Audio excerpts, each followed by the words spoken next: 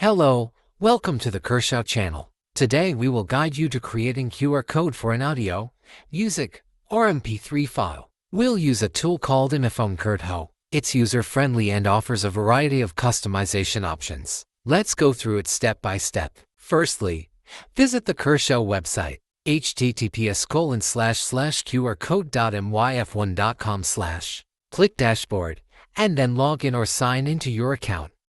Once launched the dashboard, click Create QR Code, Dynamic, and then choose Audio. Upload your audio file. And you can set the QR code to be private, set a password. Name the QR code and click Generate. After generating, you can click Customization to personalize the appearance of the QR code.